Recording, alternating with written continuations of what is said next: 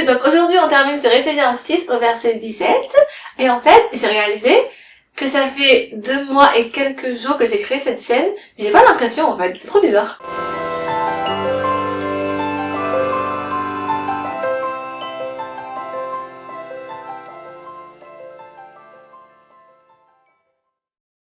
L'année dernière, à la même période que maintenant, on avait dans mon église une conférence pour les jeunes qui s'appelle Encounter.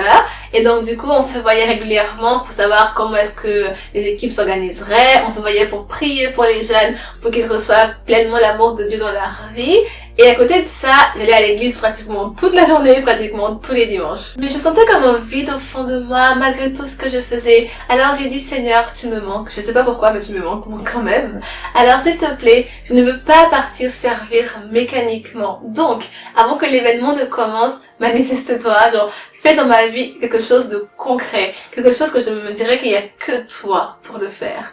Et 6 jours après cette prière-là, je me rappellerai toute ma vie, j'étais à Saint-Lazare, et il y a une fille qui est apparue de je ne sais pas où, elle a bondi devant moi, et elle m'a fait « bonjour, est-ce que tu es chrétienne ?» Du coup, j'ai fait « ouais ». Et elle m'a dit « Est-ce que tu lis ta Bible souvent ?» Et j'ai dit « Non, parce que j'ai pas le temps en fait, je suis super occupée, je dois valider mon Master 2, je m'occupe de ma famille un tout petit peu, et puis aussi, je sers à l'église tellement, et donc du coup, j'ai pas le temps tout simplement. » Et elle m'a dit « Tu devrais lire ta Bible. Est-ce que tu veux qu'on se voit la semaine prochaine pour en discuter avec un café et tout ça ?» J'ai fait ok. Et quand j'ai recommencé à lire ma Bible, en fait, j'ai senti une paix profonde me remplir et ce qui me manquait est revenu tranquillement. Je me suis sentie complètement renouvelée, en fait. Ces compassions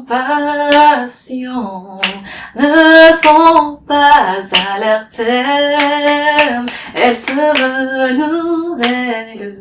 La relation personnelle avec Dieu est tellement importante malgré tout ce qu'on peut faire. C'est bien d'apprendre à rester seul avec Dieu. Et j'ai acheté un petit carnet là où je marque tous les petits versets qui me marquent. Et maintenant, genre, je connais plein de petits versets. C'est important de connaître la parole et prier avec des versets, c'est vraiment très très bien.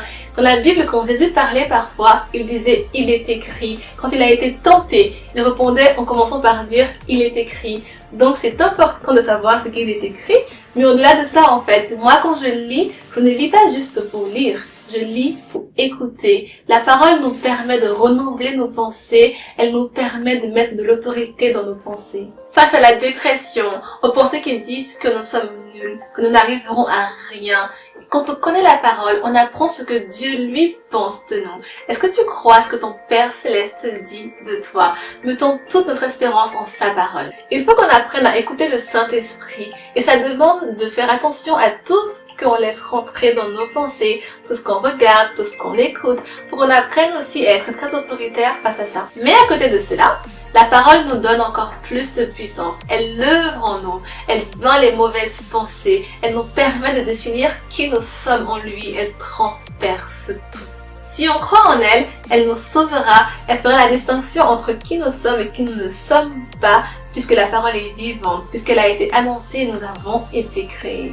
Si nous croyons en elle, nous aurons de l'autorité dans nos prières et le monde ne définira pas nos pensées, mais c'est la parole qui nous définira.